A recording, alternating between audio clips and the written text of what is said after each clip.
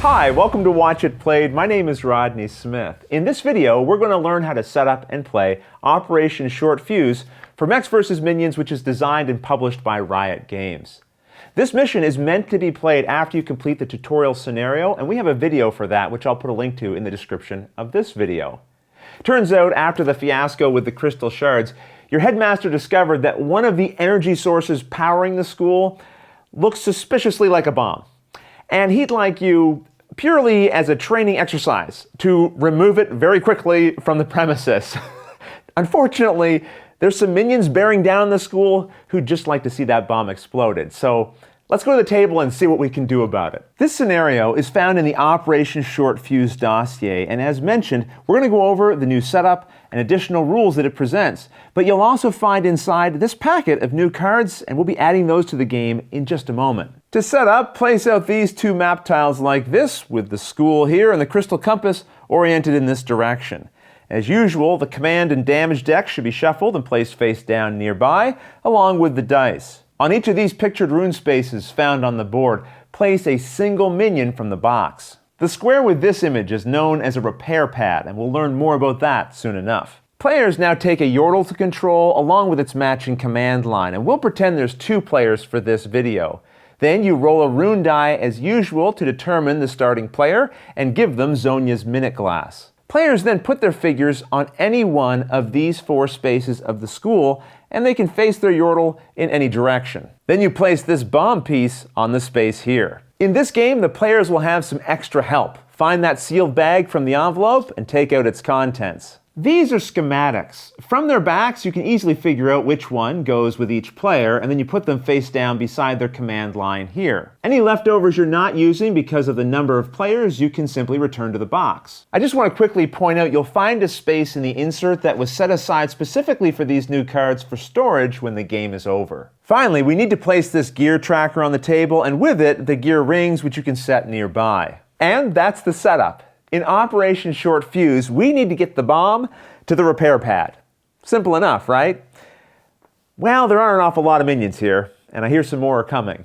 So let's go back to the table and learn about some of these new elements that we've put into the game. First, we have this new board. At the top is the minion kill counter. Now and in all future games, whenever your team disposes of a minion, place it on the leftmost empty space. So if we defeated 3 more minions, they'd be placed like this. Every time this track completely fills with 5 minions, you immediately empty it. So let's say for a moment we killed 2 more minions. The first one we'd put here.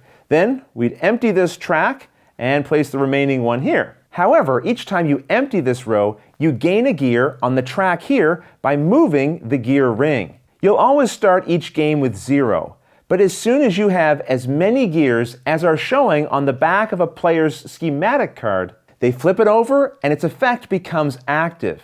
Now you don't have to spend the gears to do this. They'll keep accumulating as normal as you kill more minions. This is especially important because some players' schematics won't unlock until higher levels. There are 2 types of schematics. Hacks, like this one, will show the following symbol in the upper right-hand corner.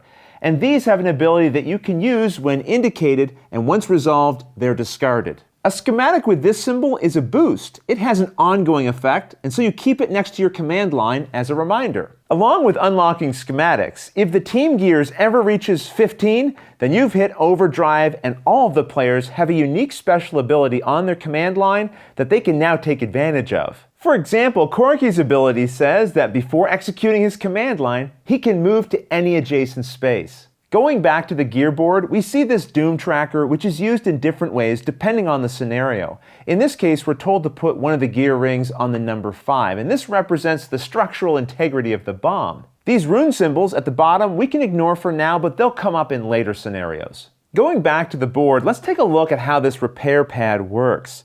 When a mech steps onto a repair pad, it may discard 1 damage card from its command line. And you can do this multiple times on one turn if, for example, when resolving your command line, you step off and then back on to the repair pad again. These are oil slicks, and when a mech, minion, or bomb moves onto one, it keeps sliding in the same direction until it steps off the oil slick, and then it continues its movement as normal. So for example, if Corky was here and had a movement of 2 going in this direction, then he would count 1, slide to here, and then 2. A figure also stops on an oil slick if they would collide with a wall, the edge of the board, or an unpushable obstacle. So let's say Ziggs was here and Corky was instead going in this direction.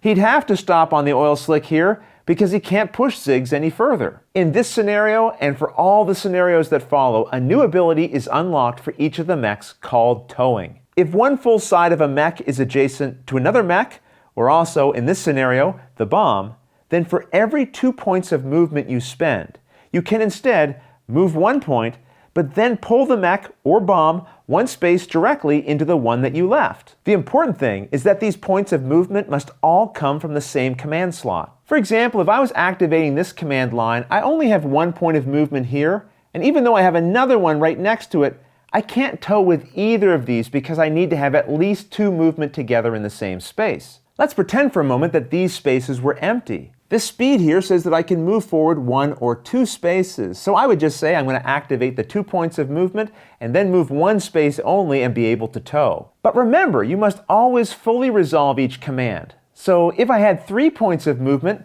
like I do here, if I wanted to pull the bomb, then my first 2 points of movement would tow the bomb 1 space. But then my leftover movement wouldn't be enough to pull it any further, but I'd still have to use that, so I'd move 1 space, leaving the bomb behind. Towed objects keep their original facing, and if you would ever enter an oil slick while towing, you pull the towed object with you. For example, if Corky had 4 points of movement and wanted to pull Ziggs with him, he could go 2 spaces like this, and as soon as he hit the oil slick, he'd slide and stop here. Pulling the bomb would work exactly the same way. Speaking of the bomb, it has some special rules. As we saw, it can be towed, but it can also be pushed by a mech.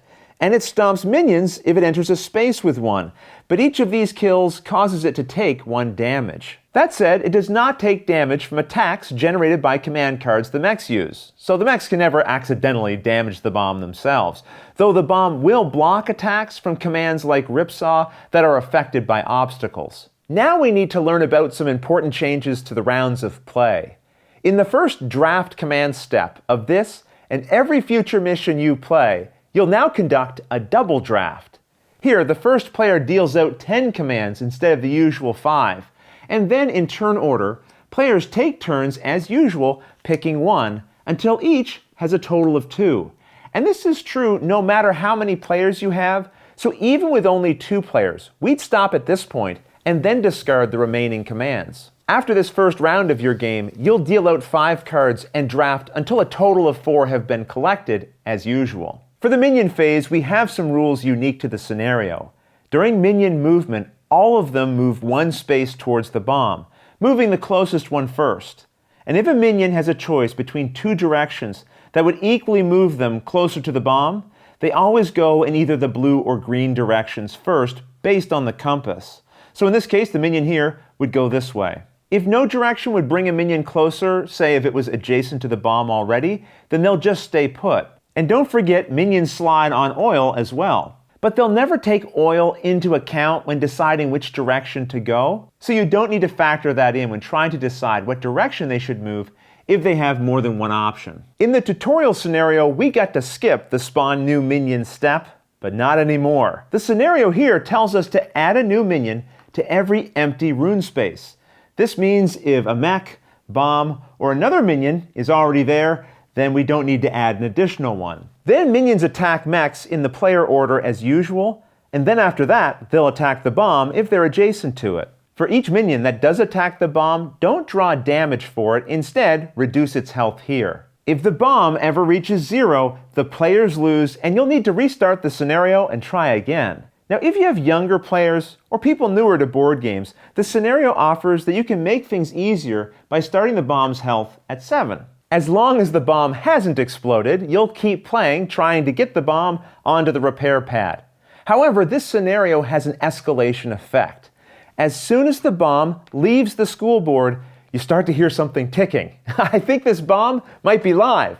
There's no time to waste, so from this point on, and for all future missions you play, when performing the draft command card step, as soon as all the cards have been dealt, flip Zonia's minute glass, and players now only have the time remaining here to claim their choices, going in player order as usual.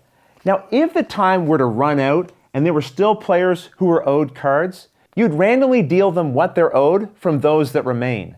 Keep in mind, players can still choose to discard cards they receive this way for their repair effects if they want. And this time limit only applies to drafting the commands. Players can still then take as much time as they need to slot them into their command line as usual. And now you're ready to tackle the mission. After you win, which might take a couple of attempts, read the paragraph here congratulating you and directing you to find and open up Operation Swift Scouts. And that's everything you need to know to play Operation Short Fuse. If you'd like to learn the rules to this new scenario, I'll put a link to it in the description of this video. But otherwise, if you have any questions about anything that you saw here, don't hesitate to put them in the comments below, and I'll gladly answer them as soon as I get a chance. But until the next episode, thanks for watching.